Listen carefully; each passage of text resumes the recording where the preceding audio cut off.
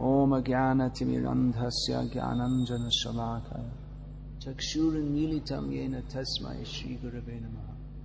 Lord Krishna is giving some pragmatic directions on how to live in this world and relate to others. Nowadays we hear much talk about relationships and how we should always try to have nice relationships. But the compilers of the Niti Shastras, Niti Shastra means direction on morality and ordinary behavior. They're not so unrealistically idealistic. They're more pragmatic. That not that we simply see everyone as a friend. So if there is behavior by which one can be recognized as an enemy, and such person should be dealt with as such. This is the practical world. Now, in Bhagavad Gita, such terms are mentioned also. Suhrit mitrari udasinaha madhyastha dvesha bandhushu. Krishna mentions different kinds of people. Suhrit, this word is given here also. Heart-to-heart friend. Well-wisher, more than mitra also means well-wisher, but suhrit means heart-to-heart.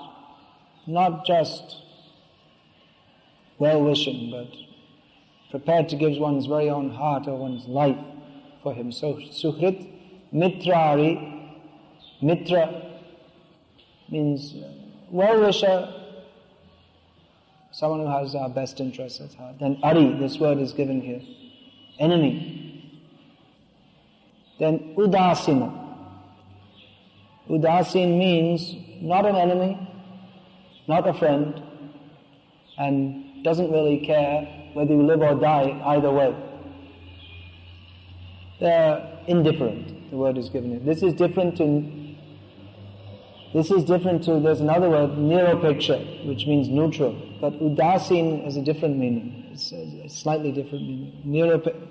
Niropeksha means that he's neutral, he's not committed this way or the other. But udasin means he just doesn't care at all. There's nothing. Aapse kuch lena dena nahi. I've got nothing to give from you, or nothing to give you, or nothing to take from you. Just nothing to do with you. Udasin. Sadhu is supposed to be udasin. It's a common word for a sadhu. It means he's detached from this material world. He's not attached to it, and he has nothing to do with it. He's just, whatever goes on. If the whole world blows up, it's all, whatever happens, it's all the same to him. If someone makes him a king, okay. And if someone punches him in the face, this is supposed to be sadhu behavior. So, suhrin mitra yudasina, dveshu su, what is that? I left one word out. Suhrin mitra yudasina, dvesha means one who's inimical. Bandhu means friend. So these are all different grades. Dvesha, one who is dveshi, it's like ari, but ari means out and out enemy, and dveshi means one who has bad feeling towards, and bandhu means some kind of friend. So these are all different grades of people, and Krishna recommends that a sadhu be neutral in respect to all of them, and or even more, that Krishna says about his devotee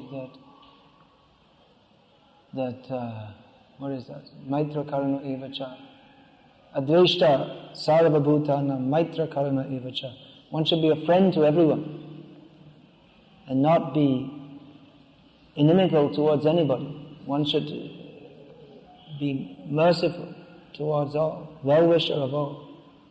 So that is the sadhu platform. But in practical dealings, it may be somewhat different. And we have to see how everyone is behaving also, and deal with them equally, as Prabhupada, and deal with them accordingly. Equal behavior to all, but yathavat, according to the situation of others. One should not be a fool. As Prabhupada gave the example, that a devotee loves all living beings, but that doesn't mean he embraces a tiger. You love the tiger, but you love him not by offering your body as food to him. Of course, that may be that Shibi Maharaj became famous for offering his body as food to a hawk. But generally this is not recommended.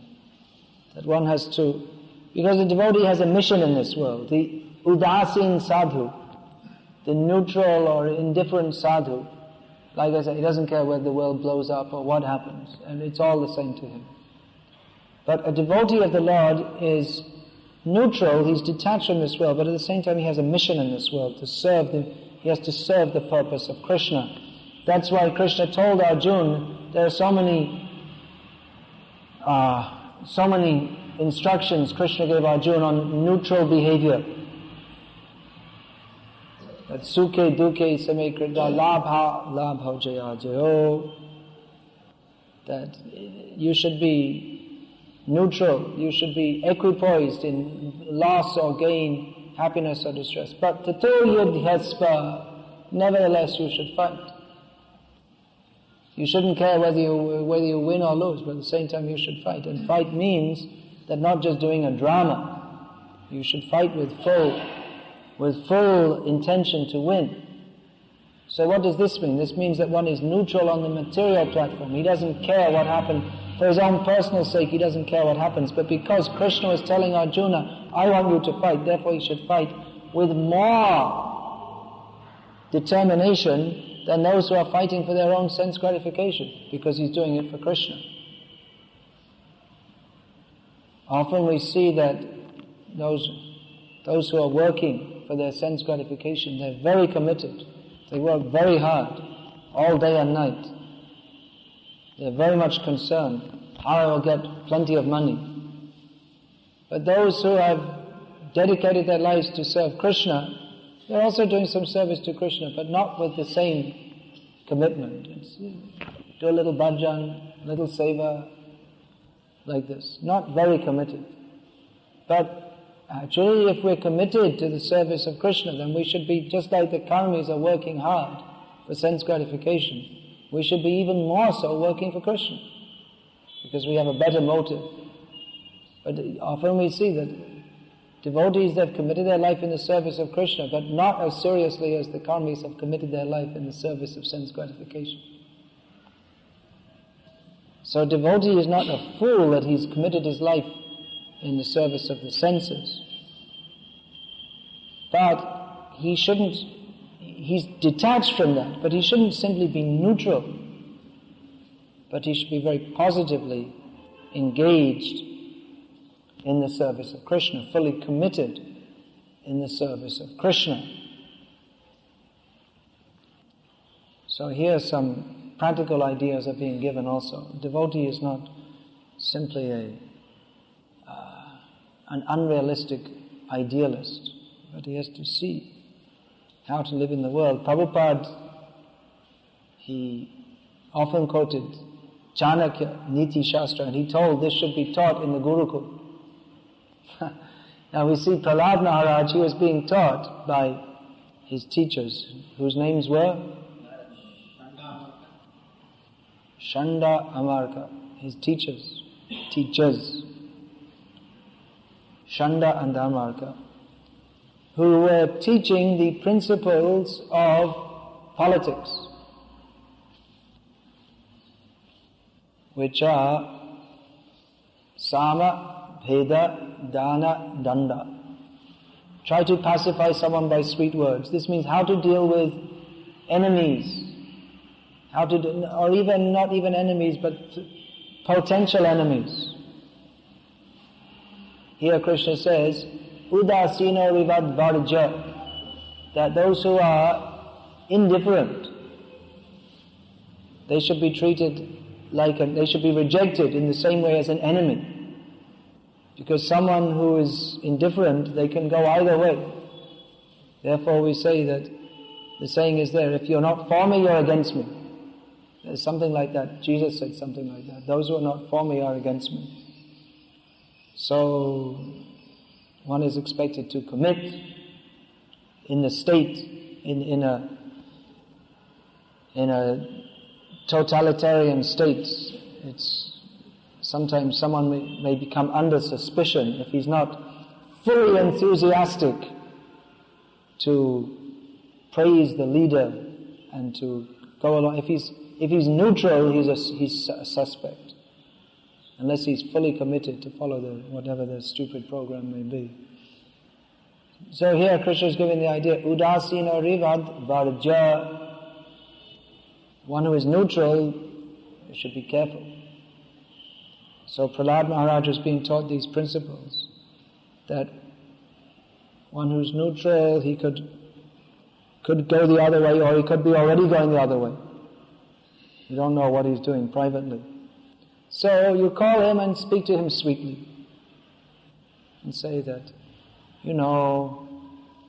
it's not so good to be against the state authorities, or whatever it may be. So you try and pacify him by sweet words. If that doesn't work, then the next stage is bhed, divide and rule policy. The British, they were expert at this. British in ruling India, how they took over India. Just a few people. The population of Britain is far less than that of India. And they're also at a long distance away, and they don't speak the language, and they had so many disadvantages. How could the British take over India? Not by force, it wasn't possible. They used force, but they were expert in divide and rule policy, turning one against the other. And it seems to be quite easier in India, because in India, the Indian society, there are so many divisions. There are already so many bheds. People are divided by language, by religion, by caste, now by political party also. By so many divisions. So, samabheda. Now, if that doesn't work, dana. Give someone a position. That if they made so much opposition, you tell them, look, why be against? Join us. Bribe him. You become a minister in our government. That's like we find in the coalition government. They're fighting each other. In the election, they're fighting each other, calling each other bad names, accusing, and then they see afterwards, we have to join together and then we can make the government. So they join together. Then they're friends. And then after some time they split up again. But give someone a post. Why are you making so much trouble? Here, become a minister.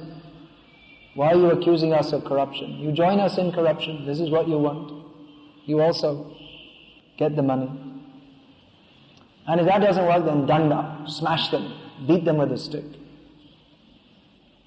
Shoot them. Firing, Prabhupada, in explaining this in one lecture, he said, danda means firing squad.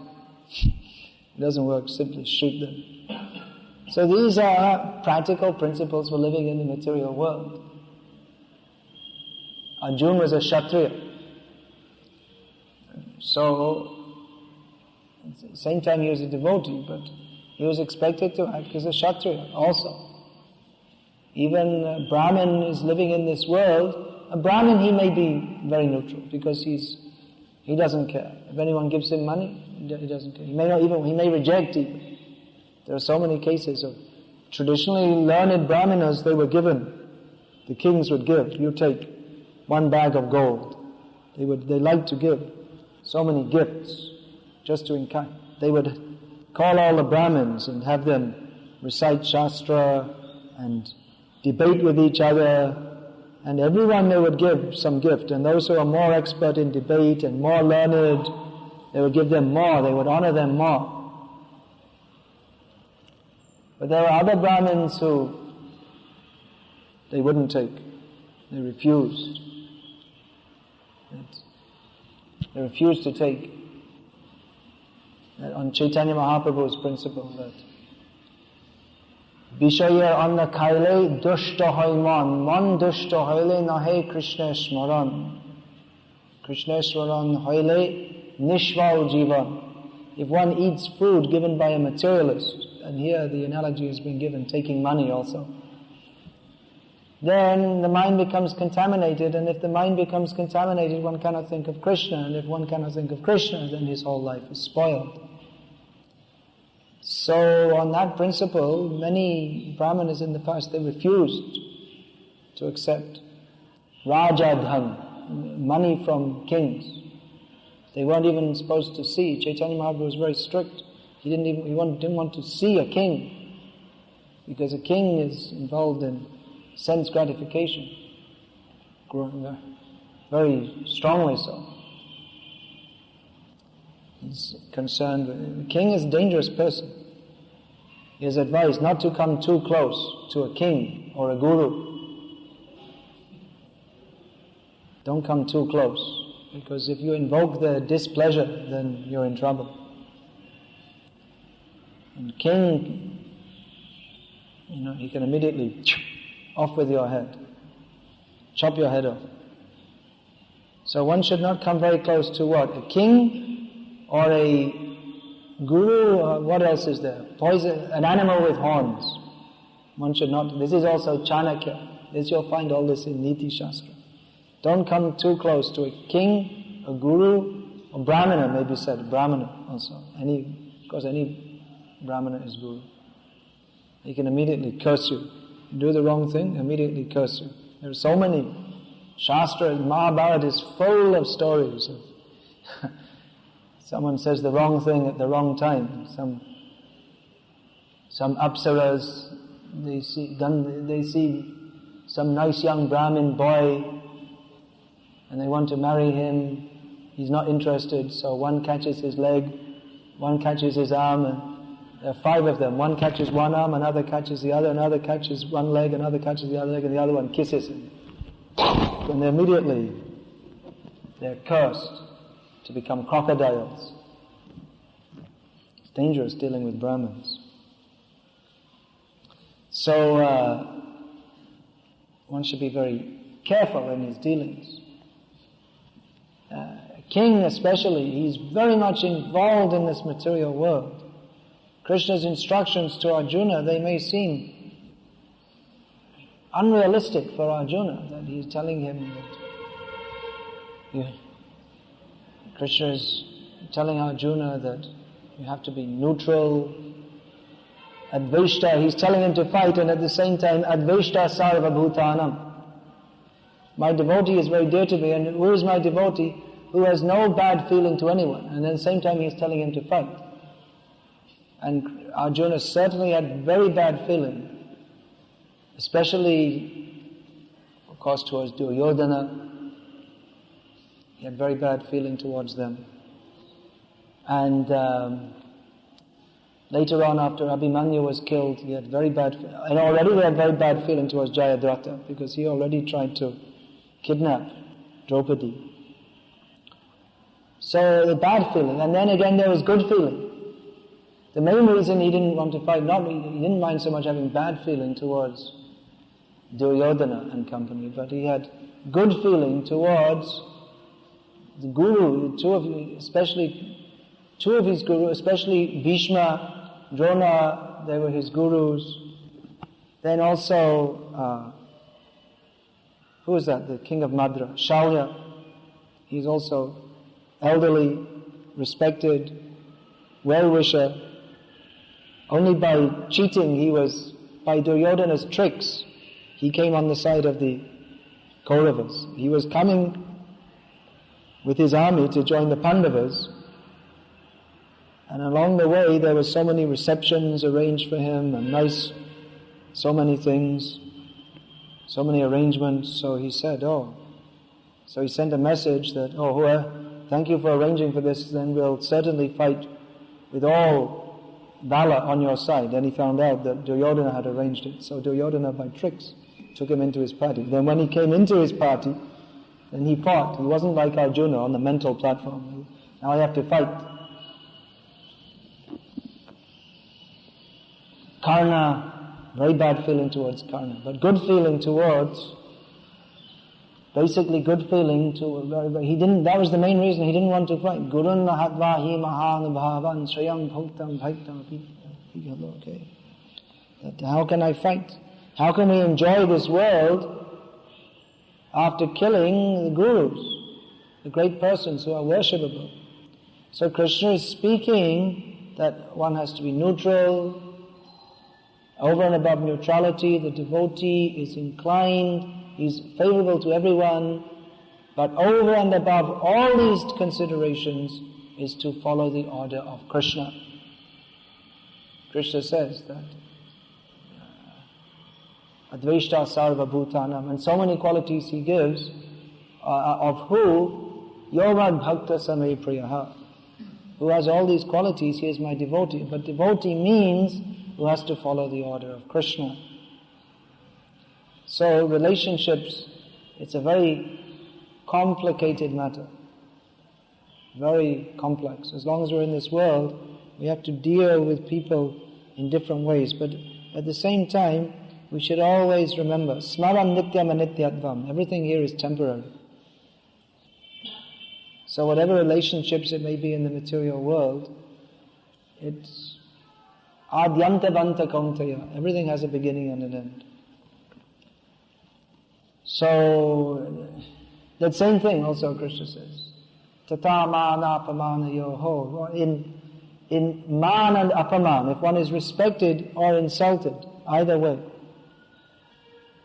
one should be equal, because it's all temporary. Why should we be so much concerned? Whatever anyone says or does, or why should we be so much concerned to make friends in this on the material platform, or what anyone says about us? Why should we be concerned? No, it's all temporary.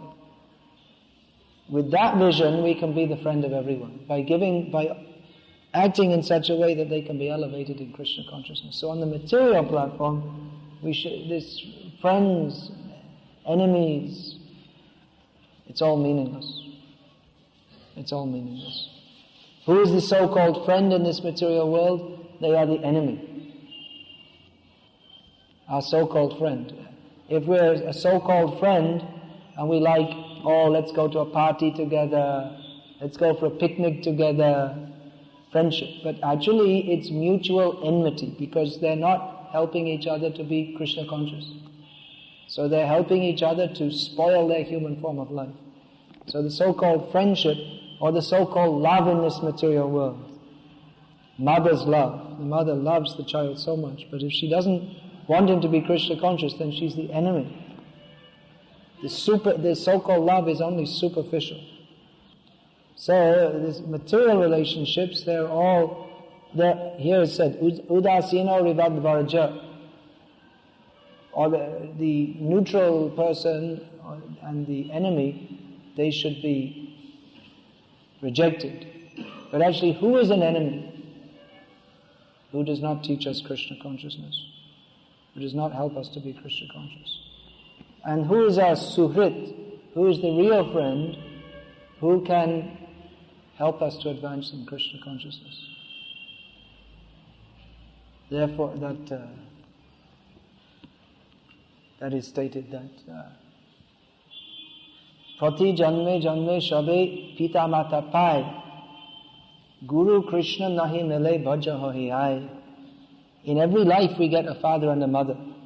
We're very attached to our father and a mother. But the snakes and dogs and cats, they also have a father and mother. We had so many fathers and mothers. But not in every life do we get, every life we have a father and mother, but to get the opportunity to serve Guru and Krishna, that is unusual. That is a very great opportunity. So getting that opportunity, we should serve Guru and Krishna with all heart and soul.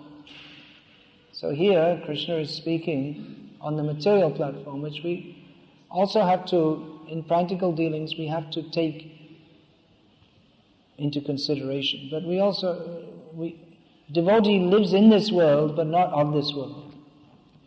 Padma patram ivambhasa. Krishna gives the example. The lotus grows in the water, but it's above the water also. Or if water falls on the lotus leaf, it doesn't stay. Just if there, kamala dala jala jivana talamana, water comes on the lotus leaf and it goes. So our whole life is like that. It's temporary, flickering. So a devotee lives in this world for the sake of serving Krishna, but because he is serving Krishna, he's not of this world. Therefore, he's not a fool. He lives in this world in a way that is suitable. He interacts with people in different ways, in a suitable manner, according to the necessity of how they should be reciprocated with. But at the same time, he acts in a way that is ultimately for everyone's benefit. We see many times, Prabhupada, he would be angry at someone, and then his anger would just completely go. He was angry just for the sake of instructing them. But internally, he didn't feel there's no bad feeling. Whereas you find someone else, I've seen people, they have some small argument and they remember for like 50 years. They never give up their enmity over some small thing. You'll find there's so much bad feeling even between nations. They can't even remember what for, but just they hate each other, that's all. They've had so many wars, and they always remember how you did this and they did that. And in Ireland, the Catholics and the Protestants are fighting over the Protestants every year have a procession to the victory procession celebrating the Battle of the Boyne, which took place about 400 years ago, when the Protestants defeated the Catholics in a battle. And they're still fighting. And their ancestors, or all the Protestants and Catholic ancestors, they're all in hell anyway. And they're fighting over this. So, this is foolishness. But devotee, on the other hand, someone may treat him very badly. And he learns, such a person. But he doesn't intrinsically have any bad feeling. Doesn't hate anybody. Hatred, this is a very bad emotion. Krishna consciousness means love. So, even if one may have, definitely a devotee has strong feelings. He's not a stone. He's like this Mayavadi sadhu. He's not just indifferent to everything. He has strong feelings, but they're centered on Krishna. He may have strong bad feelings just against the Mayavadis because they're envious of Krishna. But he doesn't intrinsically hate them. If they become Krishnavadis or Tattvavadis, they understand the actual truth, then he embraces them. He wants that. So this is how devotee lives in this world. Indifferent in one sense, but very much involved in another sense. Just like sometimes devotee. That story was given, this Guru Das told the story of how Prabhupada, this Guru Das was serving in Vrindavan, helping to build the Krishna Balaram temple. And Prabhupada flew in at Delhi, Palam Airport, which is now Indira Gandhi Airport. So Prabhupada was sitting in the car. He didn't say anything. They were driving for about half an hour. Prabhupada said nothing. And Guru Das was waiting for something, and Prabhupada, the resident of Vrindavan, is preaching the glories of Vrindavan all over the world. He's now going to Vrindavan, driving to Vrindavan. So Guru Das was waiting for Prabhupada to say something, and he thought he'd say something about Vrindavan. So after half an hour, Prabhupada spoke. He said, "Cement." In those days, the cement was rationed. Everything was rationed except air, practically, in India. Everything was under ration. You remember? So Prabhupada said, "Cement." we have to get more cement. Unless we have more cement, how can we build this temple? He said, you have to go and see the government ministers and get a quota released, more cement. So Prabhupada was talking about Vrindavan, but very practical also, how we have to get cement to build the temple by which so many people from all over the world will come taking interest in Krishna in Vrindavan. So Prabhupada could have spoken anything. He could have spoken about Krishna Lila, Bhagavat philosophy, but at this point he spoke about cement. How we have to get cement to serve Krishna. So a devotee very practically lives in this world thinking of Krishna, how to serve Krishna. Arjuna had to fight. So when you're fighting, you have to concentrate so hard that at any moment someone may kill you. You have to be seeing very, very alert, and then which kind of weapons to use, and which may be attacked on all sides, so where to respond, how to respond. It takes complete absorption. Krishna said, Ma manusmara yudhyacha, think of me, that's the first thing, and fight. So even though he's absorbed in fighting, at the same time absorbed in Krishna. So this is, Prabhupada showed the practical example. He wasn't simply some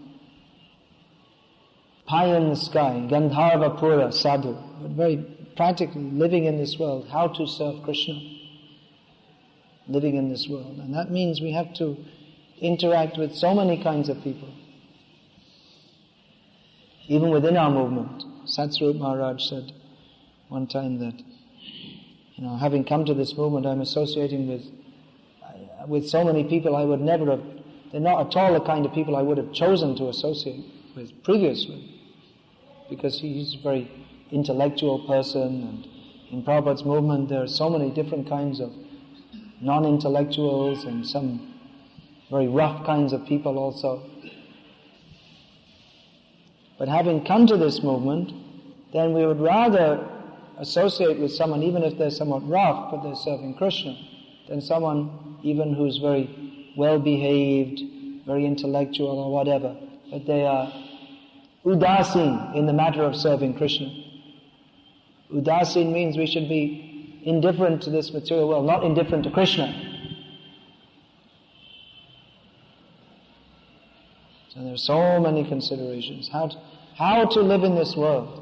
We have the Shastra, Dharma Shastras, they give so many indications how to live in this world. Niti Shastra, how to live in this world. But ultimately, best instruction, how to live in this world and behave in this world, is to see the behavior of devotees. That is called sadacha. We're discussing what is proper behavior, sadacha. So sadacha, generally we think sadacha means rising early. Well, there are differences. Nowadays people think sadacha means just be good. Be good, don't hurt anybody. But traditionally, sadacha means more than that. It means that one should rise early, perform sadhana, perform spiritual activities. So that's true. But ultimately the definition of sadacha is the behavior of sadhus. What is that verse from Vishnu Purana? Sadachara sa uchyate. Swayam achrate yasman. Sadachara sa. I'm not remembering now. No, it's from Vishnu Purana. I can't remember. It's quoted in the beginning of Hari Bhakti Vilas. I can't remember the verse now. Anyway, it says that the behavior of sadhus, that is sadacha. So we see how sat shabda sadhu vachake tesham acharanam yad syad sadachara sa uchate. Tesham acharanam yad syad. What is the behavior of sadhus? That is sadacha. So we see how sadhus live in this world. This Prabhupada Lilamrita is very useful to see how we should behave, how Prabhupada reacted in different circumstances. Of course, it's not stereotyped. Prabhupada in similar circumstances acted in different ways. Many devotees used to say that it was very exciting being with Prabhupada because you could never predict what he was going to do or say. Even sometimes devotees, they tried to get Prabhupada to say something for their own benefit, but you couldn't predict. Because Prabhupada often used to say that, I want this book distribution is very pleasing to me. So once a devotee, in the mid, so many devotees were there, said to Prabhupada, Prabhupada, what pleases you the most? And he was thinking that Prabhupada would say, book distribution pleases me the most. So that he could say, you see, I'm a book distributor, I'm better than you. Prabhupada said, if you love Krishna. He didn't react predictably. But you can see from Prabhupada's behavior how he acted, how he behaved. And from this we can understand how a perfect person lives in this world and interacts with it and is always conscious of Krishna. Prabhupada said about Chaitanya Mahaprabhu, he said that by studying the behavior of Chaitanya Mahaprabhu, even if you don't accept him as God, if you simply accept him as a great Vaishnava, you can understand what is the behavior of Vaishnava, how to live as a Vaishnava. Sometimes very difficult to understand, even Chaitanya Mahaprabhu, how he rejected Chota Haridas. Fully rejected, apparently. Even though all his followers, and even those Paramananda Puri, Chaitanya Mahaprabhu respected him. He accepted him as guru. But even Paramananda Puri requested that you please allow Chota Haridas to come. He wouldn't. He said, no, you all stay here and chant Hare Krishna, I'm leaving. You let him come back in the society of Vaishnavas. But I will go. So very apparently harsh. But he wanted to establish what are the principles of religion. What is that? Kusham api komal, then vajra api kotor. That is given. Soft as a lotus and hard as a thunderbolt. So, maybe very difficult to understand. But the basic principle is that how one should always think of Krishna, how to please Krishna, how to please Guru and Krishna. And not only think like that, but understand what Guru and Krishna want and act in such a way. And it's not possible to satisfy everybody. By satisfying Krishna, we may make enemies. That's also quite possible. We may be rejected by society. It's also quite possible. We may be rejected by those who are very close to us on the material platform. But that is the meaning of Krishna consciousness. That we have to make our relationship with Krishna. And actually, such a person will be pleasing to all. There may be a few exceptions. Someone, even however well-behaved a devotee is, they may not appreciate that. But basically, a devotee's behavior is pleasing to all, but not artificially. It's just like in England, when you're young, if you come from somewhat cultured family, you're taught to say please, thank you. Whenever anyone gives you something, you say thank you. You find in England people all the same saying thank you, and when they come to India, they immediately learn what is the word for thank you, and they're all the time saying dhanyavad, and they learn kripaya, they're all the same time kripaya, pass the salt, give me your mercy, pass the salt, whatever it may be. You learn all these things. How to behave in a pleasing manner. But many times it's artificial, even though the behavior may be nice. It's an artificial covering over bad feeling. They don't actually like the person, but they're superficially polite. So that you could say that's some kind of culture. But more cultured is to love Krishna, by which one will love all others, and not artificial. Not artificially. I think many devotees who joined us from the Western countries, one of the main reasons they join, there are various factors, but the whole society is very artificial.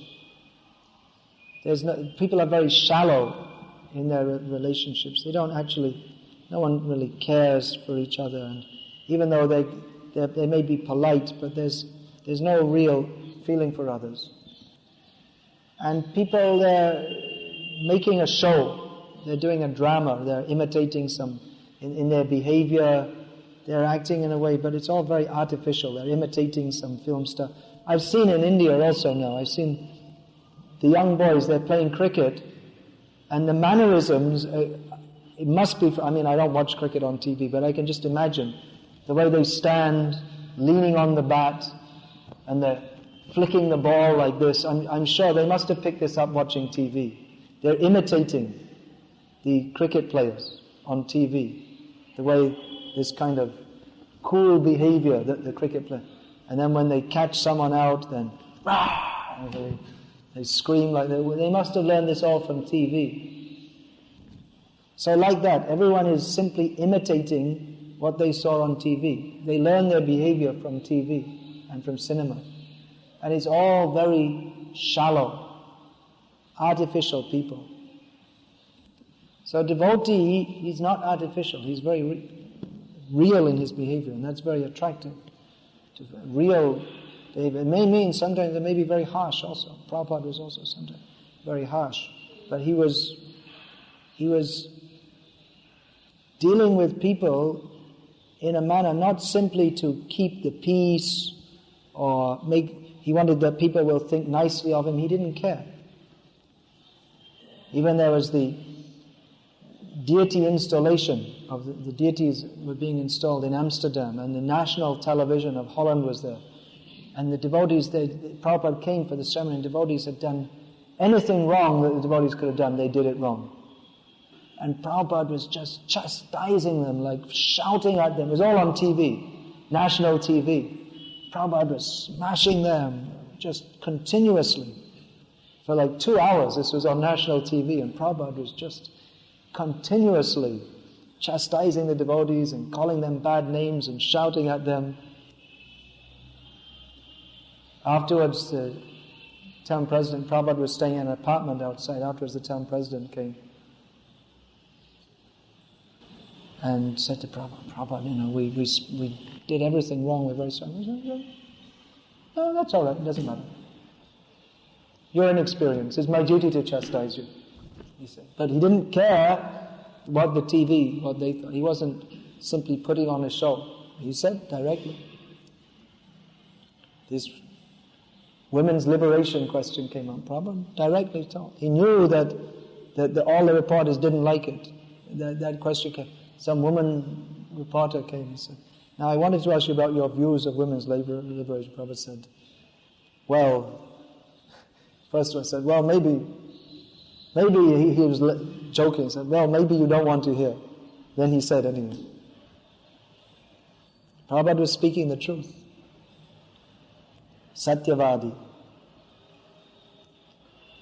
Satyam bruyat, priyam bruyat. But satyam is not priyam. Satyam is apriya. No one wants to hear the truth. If you speak the truth, they'll beat you with sticks. They want to hear priya asatya, not apriya satya.